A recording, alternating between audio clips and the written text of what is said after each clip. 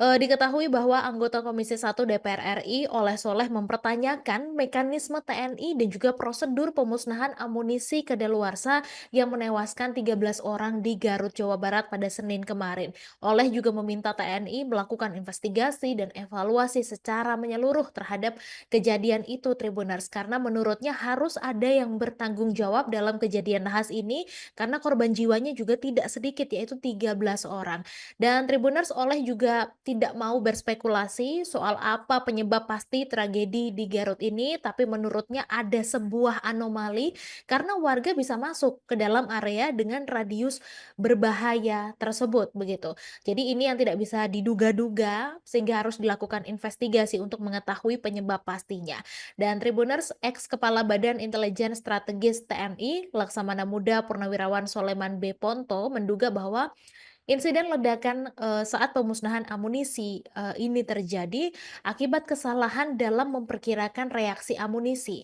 Jadi menurut Soleman, petugas ini mengira kalau seluruh amunisi sudah meledak pada tahap pertama, tapi ternyata masih ada ledakan susulan. Nah, ini mengingat sifat amunisi kedaluarsa yang tidak stabil dan juga sulit diprediksi.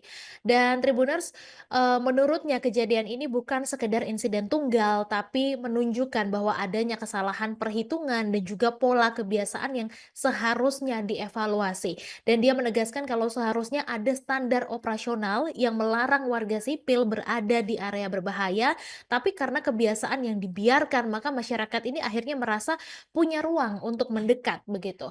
Kemudian juga, eee, dia yakin bahwa ada standar operasinya atau SOP-nya sehingga, masyarakat ini tidak boleh ada di situ, tapi karena memang terlalu sering, jadi, lama-lama seperti diberi kesempatan untuk itu, sehingga inilah risikonya begitu. Dan Tribuners, sebagai informasi juga bahwa 13 orang tewas dalam ledakan bom yang terjadi di Desa Sagara pada Senin 12 Mei pagi kemarin, di mana 13 korban tewas ini terdiri dari 4 anggota TNI dan juga 9 warga sipil.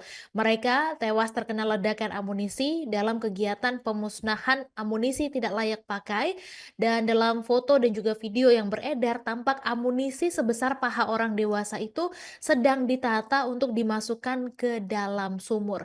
Dan dijelaskan bahwa ada 3 sumur di Desa Sagara yang disiapkan untuk memusnahkan amunisi.